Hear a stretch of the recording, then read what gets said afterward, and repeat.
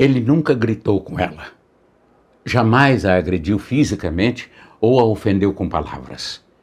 Ele a torturava com seu silêncio, sua ausência e uma tristeza perene, quase sólida, pela qual ela se sentia responsável. Sua violência era muda e por isso mesmo tão difícil de identificar. E como ele não fazia nada, demorou para ela perceber e principalmente aceitar. Aquela era uma relação abusiva. Ele era um narcisista perverso, um tipo altamente sofisticado de agressor. E ela era o seu alvo da vez. Até aquele momento, ela não sabia que esse tipo de coisa existia. Para ela, pessoas como ele eram apenas problemáticas, marcadas por experiências de vida dolorosas e que podiam ser curadas com uma boa dose de amor incondicional que ela tinha de sobra, é claro. Se ele ainda não conseguia amá-la da maneira que ela desejava, era só uma questão de tempo, nada mais. Logo, ele seria tocado pela sua ternura e teria a sua couraça de guerreiro ferido derretida. Aprenderia com o exemplo de dedicação e entrega dela e voltaria a confiar em alguém. Finalmente, ele se renderia ao amor, aquele grande amor, e seriam felizes para sempre. Fim. O que ela não sabia é que isso era impossível. E que tudo naquele universo de perversidade e perversão funcionava às avessas. Quanto mais ela demonstrava o seu amor, mais severamente ele a punia. Conforme ela alargava os seus limites de tolerância e compreensão à sua dor, mais requintada se tornava a sua violência silenciosa. Em vez de clássicas discussões, brigas, agressões, seu castigo eram mensagens não respondidas, sumiços e atrasos inexplicáveis, compromissos desmarcados em cima da hora. Ele a manipulava com seu estado de carência, tensão e melancolia sem fim. Durante aqueles meses, ela perdeu seu equilíbrio, seu brilho, sua saúde física e mental, sua vontade de viver. Ela estava devastada e ele, enfim, satisfeito. Seu objetivo estava alcançado. Ele havia destruído aquilo que ela tinha de mais valioso e que ele tanto invejava secretamente, que era a sua fé inabalável no amor. Aquela mulher radiante, de beleza e alegria que ele conhecera, havia desaparecido. Era hora de procurar outro alvo, outra fonte de energia para o seu desamor. Foi neste ponto que a sua história começou a mudar. Afinal, apesar de tudo, ela ainda era uma mulher que, como todas as outras, sabe que depois da morte, o que se segue é o renascimento. O ciclo vida, morte e vida não pode ser quebrado, é eterno. Começou a se abrir com outras mulheres de sua confiança, em especial aquelas que dominam a arte da ajuda. E uma delas, exímia taróloga, entre muitas coisas, após atendê-la em sua mesa, perguntou: "Você já ouviu falar em narcisismo perverso ou perversão narcísica? Eu não sei se é este o seu caso, mas eu acho que vale a pena pesquisar." Ela então, sentindo que a pista estava correta, iniciou uma investigação sobre esse novo tema. E para sua total perplexidade, encontrou milhares de ocorrências na internet e descobriu que ela não era uma exceção no complexo mundo dos relacionamentos afetivos modernos. Ela fazia parte da regra das relações tóxicas e abusivas e não sabia. Foi um baque. À medida que lia matérias, teses e relatos, afundava na caldeira como se um buraco gelado se abrisse abaixo dos seus pés. O quebra-cabeças começava a ser montado com a análise de especialistas, entrevistas e testemunhos de centenas de mulheres que, como ela, foram alvos de narcisistas perversos. Mulheres fortes, com alto nível de instrução, bem-sucedidas, bonitas, cheias de vida, este era o perfil de muitas delas. Assim como ela, todas elas acreditavam que tinham amor suficiente para si e para seus companheiros abusivos, que representavam mais um desafio a ser superado. Talvez um pouco mais difícil que os outros, mas nada além de um desafio. É aí que existe o encaixe perfeito e o jogo perde-perde começa. De um lado, alguém disposto a dar tudo. De outro, alguém determinado a não aceitar nada. O narcisista perverso apenas toma quando lhe convém. Antes desse episódio, ela achava que narcisistas eram aquelas pessoas apaixonadas por si mesmas e que sempre se achavam o máximo.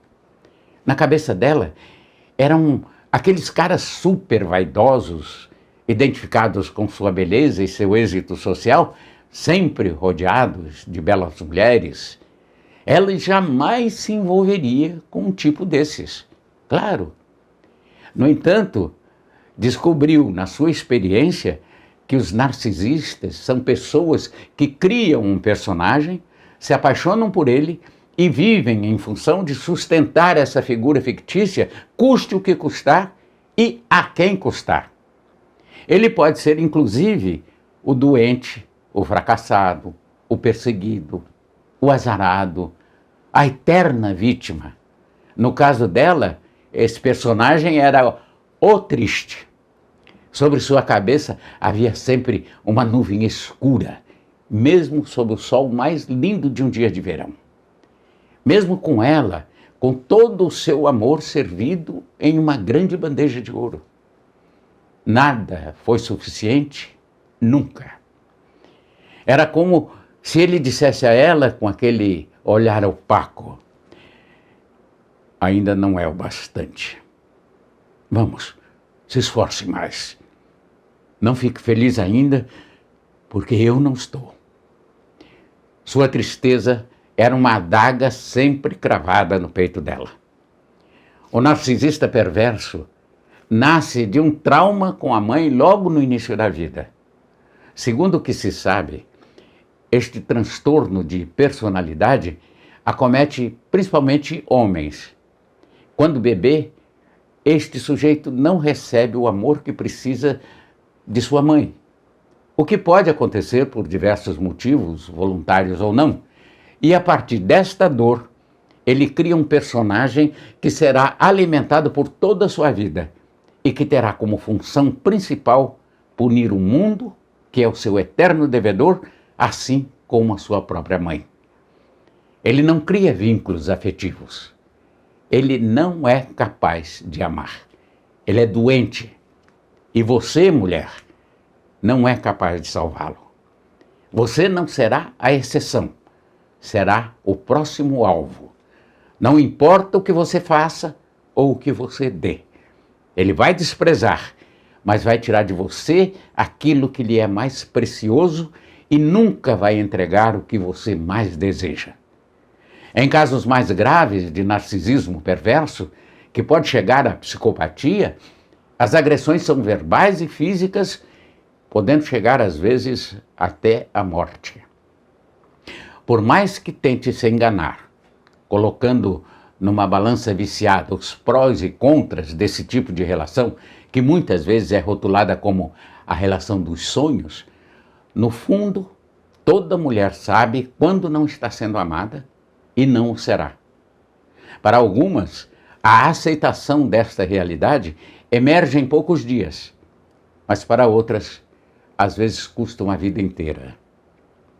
Para ela, a experiência durou cerca de 1 ano e foram necessários quase 9 meses de recuperação. Neste período, ela recorreu a toda a ajuda que conseguiu. Foi um intenso processo de cura que começou com este entendimento racional do tipo de pessoa com a qual ela estava lidando e da relação que estava sustentando.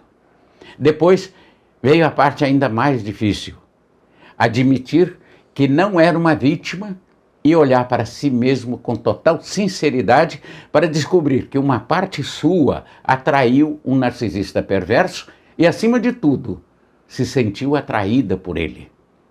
É duro admitir que só atraímos aquilo que nos é semelhante e logo toda aquela perversidade e perversão se encontrava em algum nível dentro dela mesma. Essa é a verdade que nunca dói e que liberta. O que dói é a mentira. Ela entendeu que tinha atraído e se sentiu atraída por uma parte dela mesma que estava sendo negada e que foi representada através deste parceiro que tanto amou de uma maneira superdimensionada para que ela agora, sem saída ou desculpas, pudesse, enfim, reconhecê-la, aceitá-la e curá-la. Esse é um sofisticado mecanismo da alma para a nossa reintegração e evolução. Quando algo que precisa ser visto e transformado em nós é excluído por conta do nosso auto-julgamento, atraímos inconscientemente situações e pessoas que possam representar no palco da vida estes aspectos da nossa própria ignorância, como a injustiça, o preconceito, inveja, culpa e violência. Tudo não passa de artifício para fazermos o caminho de volta ao amor. Para fazer este percurso, ela contou com todo tipo de auxílio. Pessoas, principalmente mulheres, que a ajudaram em processos de limpezas, cortes, cura e reconexão com sua própria alma. Sem elas, não teria conseguido sair daquele ciclo vicioso de sofrimento, culpa e punição. A partir do auto-perdão e da autocompaixão, aquela experiência traumática foi sendo ressignificada e se transformou em uma grande bênção que permitiu que ela mudasse um padrão de relacionamento criado e cultivado por ela mesma durante muitas vidas. Aquele homem que em algum momento ela considerou como algoz, hoje ela o vê como um verdadeiro mestre. Um ser humano que, como ela, está no seu processo único de evolução e que no seu próprio tempo encontrará por si mesmo meios de se curar. Ao contrário do que somos levados a acreditar através de músicas, poemas e filmes, onde há jogo de poder, dor e sofrimento, não existe amor. É este o padrão afetivo que precisamos mudar dentro de nós. Se você estiver numa relação com um narcisista perverso, procure ajuda para sair dessa relação, pois sozinha é simplesmente impossível. E há inúmeros recursos para isso. Não a julgue. Ela já se sente suficientemente envergonhada e culpada. Pode acreditar. Apenas ofereça apoio. A cura de uma mulher é a cura de toda a humanidade.